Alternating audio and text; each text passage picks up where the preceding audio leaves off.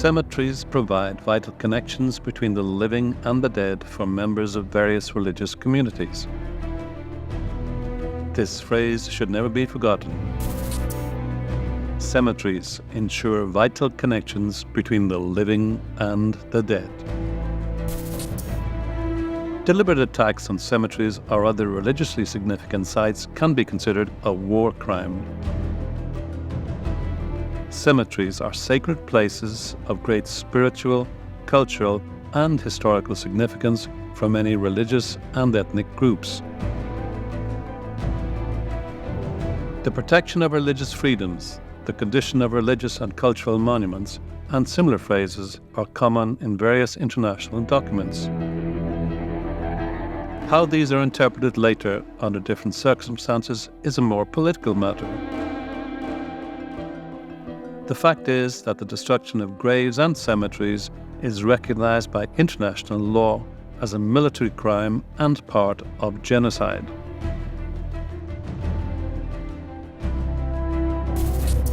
Iskandar Namazov and Tofig Aliyev. These two individuals were born at different times and in distant villages. Both are from Western Azerbaijan, but were forced to leave their homeland after their deportations in 1988. Now, even though they both live in Baku, they do not know each other. However, they are united by a shared grief. Both have ancestors' graves left in their native villages in Western Azerbaijan. Nearly 40 years have passed, and they are unaware of the condition of their grandparents' graves resting in that land. The cemetery is our place of refuge, our ancestors. Graveyards are our most sacred places. Below God, the most sacred place is the cemetery. Because my grandfathers lie there, I have 5 grandfathers and 5 grandmothers resting there. I haven't even mentioned my maternal grandparents. How sacred is that place? They have destroyed them. Some parts, those on the slope, are left, but in the lower part there weren't many graves. There was a spring there. Because of that spring, they didn't dig down too much. It was up, at the foot of the mountain. Right now, I could go and find it exactly. Some of them have been destroyed. They've taken away the iron railings. In 1991, the government of Armenia changed the name of Babakan village to Sapadag and the names of Takali village to Artavaz. Valleys, hills, villages, cities, districts, lakes. Thousands of names have been artificially changed, some to seem local and alienated. As for cemeteries, the situation is different. Yes, they have destroyed and devastated our cemeteries, and they often try to keep them nameless, instead of changing their names to something else. They have not attempted to label this place with any name or framework. Their intention has been to erase it from the surface of the earth without giving it a new name. Our cemeteries have been completely wiped out, as if they were a neutral point in that area. After the Azerbaijanis were expelled from this area in 1988, independent Armenia began to carry out these actions at a state policy level. This was not something ordinary people would do. These actions were financed by the state, and support was given for the destruction of our cemeteries. Until 1988, the destruction of Azerbaijani graves and cemeteries had a secret or semi-secret character. The only cemetery that remained was the Tokmak Gol Cemetery, where graves had been dismantled starting from the time when Azerbaijanis lived in Armenia.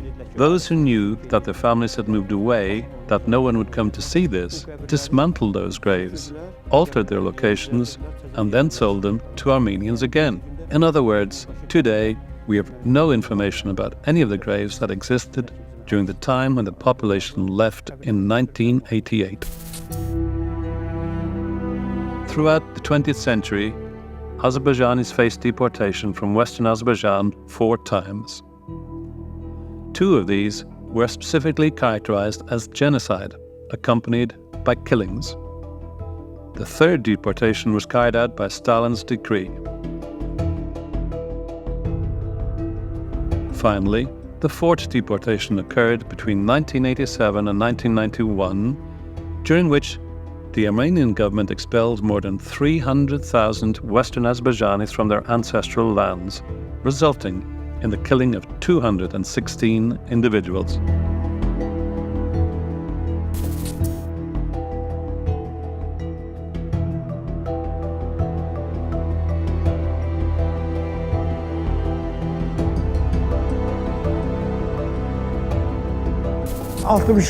My grandfather passed away in 1962. He was from Babakan. He was buried in the Babakan cemetery.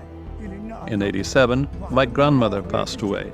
My father even gave her burial date 6 months early because the village was falling apart. He said he wouldn't be able to gather the people. My father's grave is there. His name was Namaz. My aunt Hava was buried there, as well as my grandmother Sultan. There was a large cemetery there, including the graves of my father's relatives.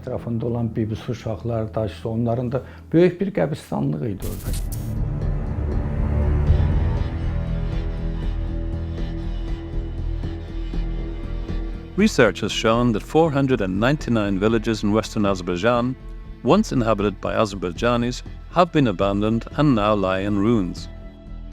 In Western Zengezur alone, more than 70 villages had compact Azerbaijani populations, as did the Goycha Lake Basin. Now, Armenians have settled in 734 villages where our compatriots once lived.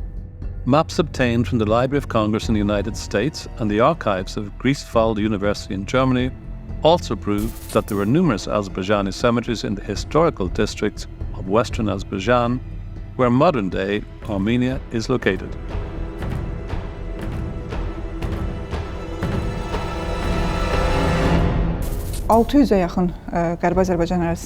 We had around 600 cemeteries in Western Azerbaijan.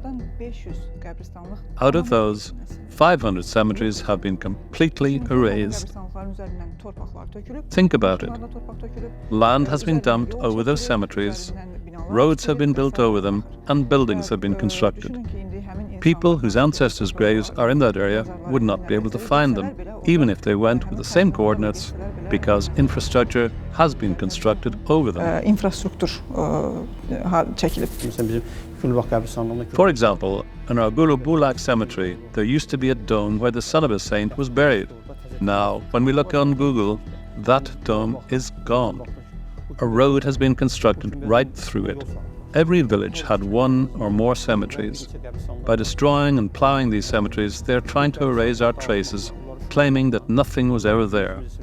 However, there are photographs. Every village had families living there, and every family has photos.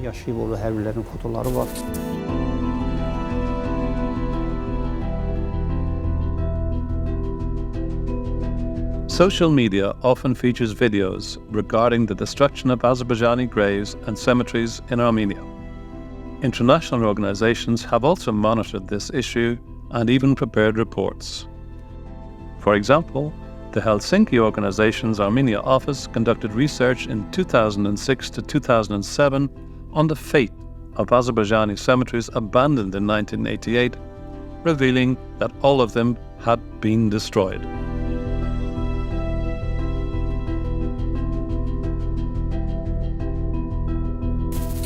There is a village called Saral, and next to it is the cemetery of Saral and the village of Ertug.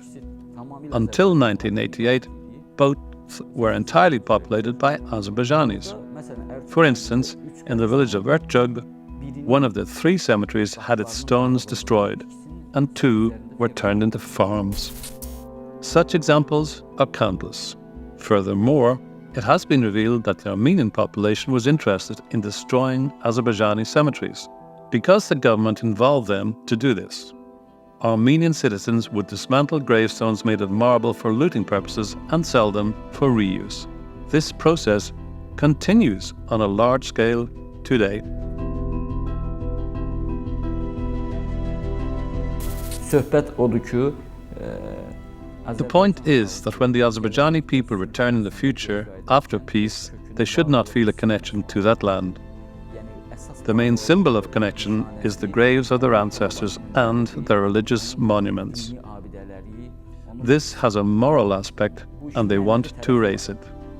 This process is ongoing. There is a specific state policy to destroy the cemeteries where Azerbaijanis ancestors were buried, to erase the traces, and to eliminate ethnic identity. This is a crime, an enormous crime by international standards. Why? Because you're separating future generations from the past. The bond is lost.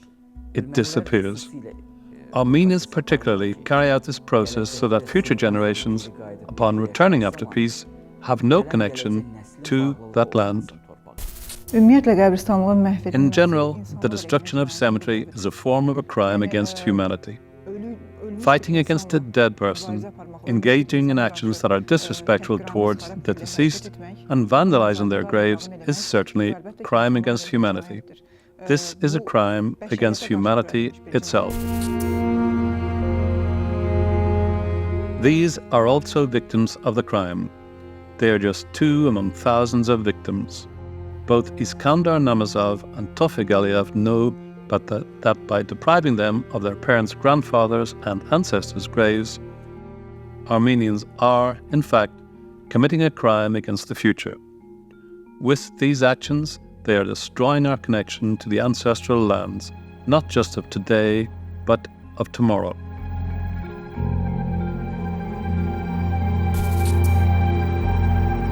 However, the Azerbaijani people have already proven that no crime can block their path to victory. They are a people capable of overcoming challenges. The establishment of a monument to Ishak al-Askar is a small but significant part of this philosophy. At the foundation of this philosophy is the unbreakable unity between the people and their leader.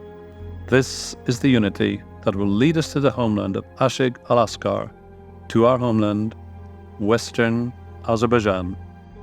Bugün Gərbi Azərbaycanlıların The establishment of a monument to a prominent representative of the Western Azerbaijani people today is primarily a sign of the Azerbaijani people's respect for Ashik al-Askar's memory. But at the same time, this monument serves as an event that invites all Western Azerbaijanis and the entire Azerbaijani people to unite for a common cause. We eagerly await that day. We believe in it, and I know you believe in it too. One day, we will restore the monument to Ashik al-Askar, which was destroyed by the Armenians, and we will hold a similar ceremony in Akilsa village. Və Ağkilsə kəndində buna oxşar mərasim keçiriləcək.